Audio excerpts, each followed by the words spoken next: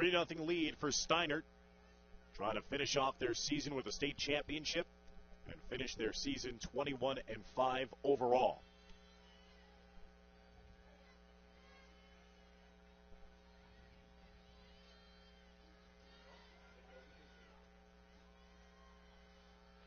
Leah Kleczkowski produced a 1-2-3 inning of her own in the last inning.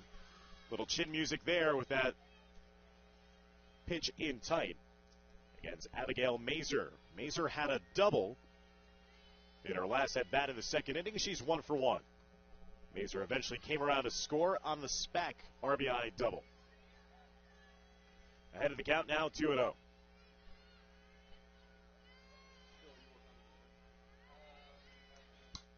Ground ball knocked down by Kleczkowski. Has time to set and fire. Good job there of getting it over to Jessica Fox. Not phased after that initial carom was not fielded cleanly.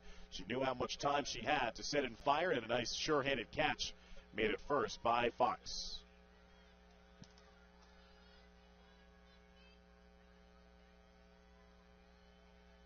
Gonna Spake, RBI double back in the second inning.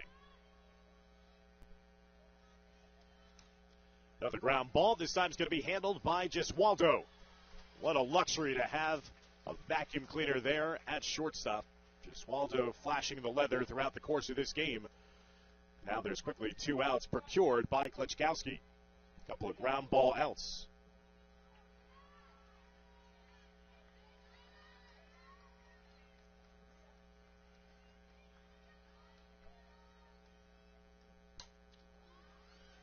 There's a pop-up in foul territory, ranging over Gesualdo with a quick 1-2-3 inning.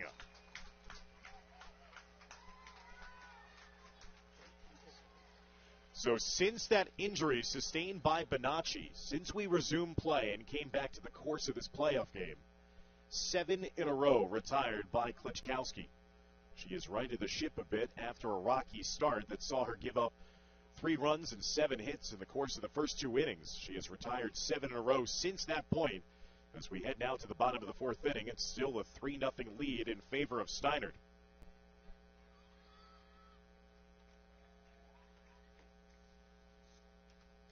The question is, when will the offense start to percolate and wake up for Morris Knowles?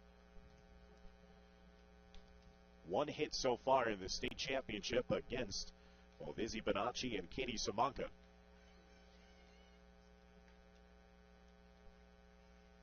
Simonka has allowed only 1 hit so far since coming in this game. 2 innings of work. No runs, 2 strikeouts, no walks. Izzy Bonacci, if you're just joining us again, sustained an injury while batting in the second inning.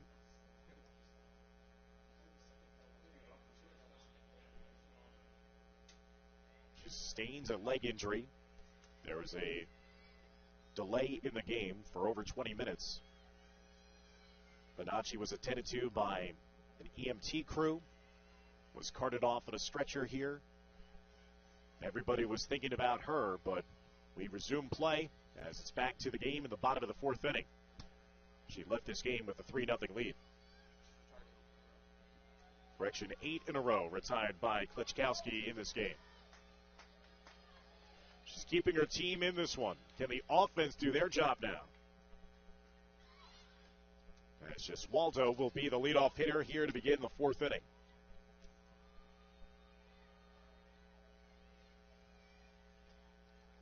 Gesualdo drew a walk in the first inning and then had a pair of stolen bases, and there's a base hit for Morris Knowles into straightaway center field.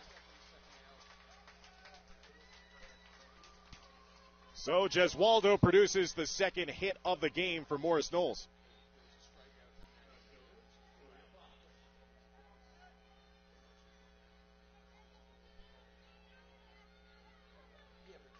Jessica Fox had the first hit of the game. That's after a collision that ensued between a right fielder and a second baseman.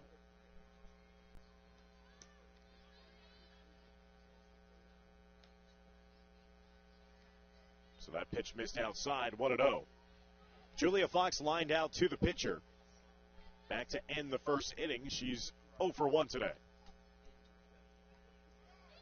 That pitch gets away from Hassan, the catcher. That's going to allow Gesualdo to venture down to second base.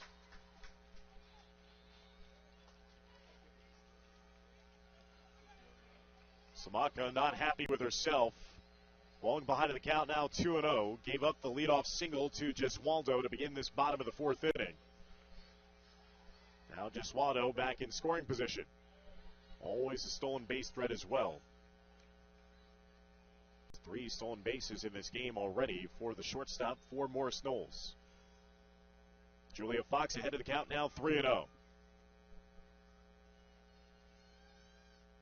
How aggressive do you get if you're Coach Keith Heineman? Do you give a green light to your hitter here who lined down her last time up to the pitcher?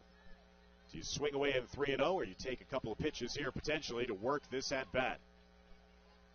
Only 1 walk surrendered in this game so far for Steiner. As Samanka wants a fresh softball.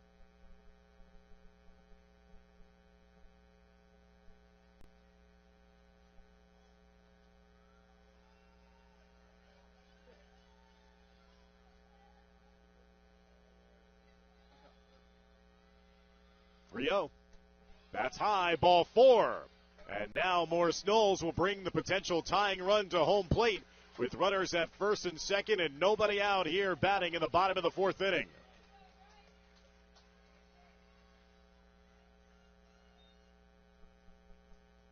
Bryce Udina is going to be the next hitter up. Coach Melker now will head out to the circle and talk things over with Samanka and the rest of her infield defense. Best scoring opportunity of this game so far here for Morris Knowles. They got their second hit of the game to lead off this inning on a Gesualdo single to straightaway center field. Julia Fox just drew a walk, so runners at first and second. Udina 0 for 1 in this game, struck out looking back at her first plate appearance in the second inning. That was the first batter that Katie Samanka faced since checking into this game to be in the second.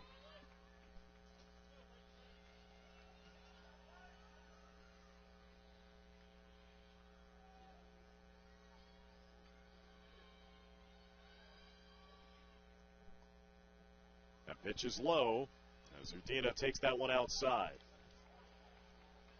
In the semifinal win, Udina went yard.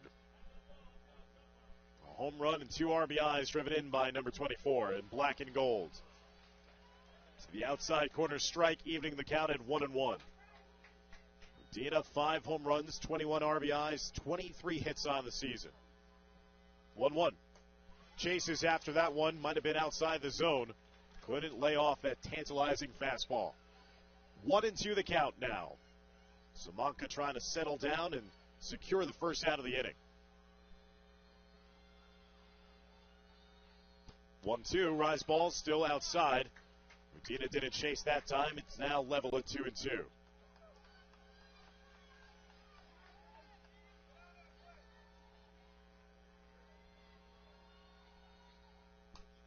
Ground ball to the shortstop. Pope throws over. That will get them their first out of the inning. Good base running there by Gesualdo, getting out of the way and not making contact with the ground ball or the fellow shortstop. So it's productive out at that. It moves the base runners down to second and third base respectively. But the first out of the inning is secured by Steiner.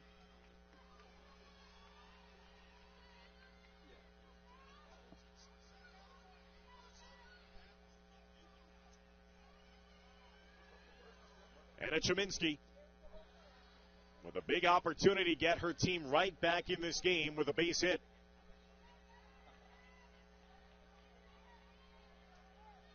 Cheminsky went down swinging in her first at-bat of the game in the second inning. That's going to be a high pitch there for a strike. 1-1 the count. Right at around letter high strike.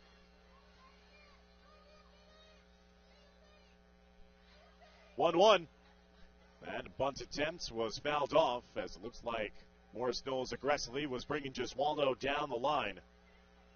Trying any which way possible to get on the scoreboard here. Is the bunt potentially still on? 1-2 count, 1 out, runners at second and third, Samanka missing low to the outside, 2-2. Drama starting to build here in the bottom of the fourth inning. 3-0 lead for the Steinert Spartans. But Morris Knowles starting to show signs of offensive life. 2-2. Dribbled right behind home plate. Hassan did a great job of blocking in front of that. If that got behind her, that would surely have scored a run. Full count now at 3-2. Starting to get loud throughout Cougar Field here at Kean University. 3-2, rise ball misses high, and the bases are loaded with one out here in the bottom of the fourth. Second free pass issued in this bottom of the fourth inning by Katie Simonka. That brings up Jessica Fox. Fox is 1 for 1 this afternoon with a base hit back in the second inning. 16 RBIs on the season for Fox, and she swings and misses at that first pitch that she sees from number 77 in black and white. 0-1 the count against Fox.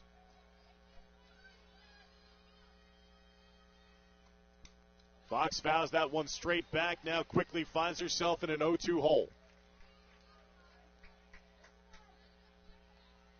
Fox had the first base hit of the game for Morris Knowles on that shallow fly ball that fell in right field. Bases loaded, 0-2, 1 out. Laying off that rise ball. Good eye at the plate, 1-2.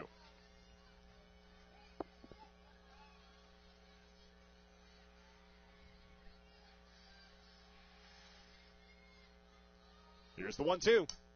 That one is driven to right field. That's going to be deep enough to bring in Gesualdo. She'll tag from third. Good strong throw. Not in time. And the base runners advance a base as well on the tag. Sacrifice fly by Jessica Fox. And the tying run moves down to second base in the process as well. Runners at second and third with 2 away. And it's now a 3-1 ball game here in the Group 3 final.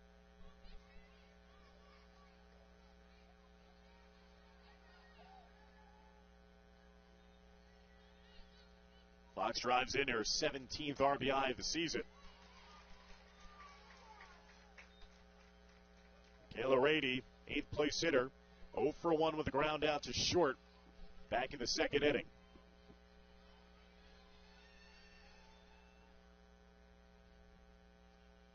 Oh, 1 now becomes 0-2. Simonka trying to limit the damage for Steinert and keep this just a 2-run advantage.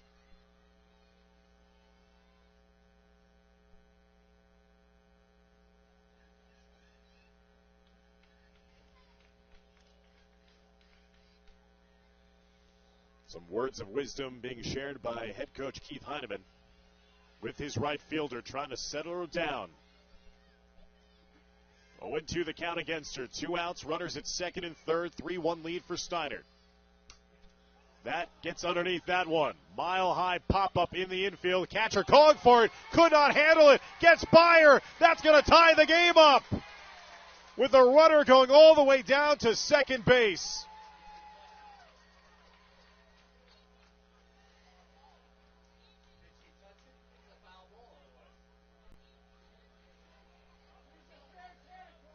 Is this going to be deemed a pop-up that scores 2 runs, or is it a foul ball?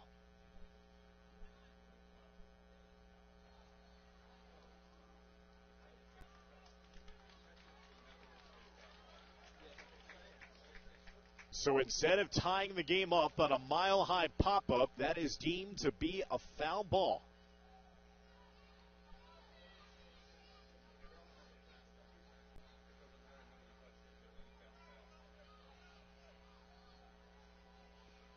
No one touched it, and then it bounced into foul territory.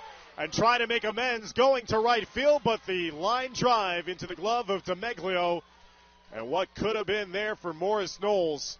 They thought that they had potentially tied it up, but instead the ball bounced and then ran its way into foul territory.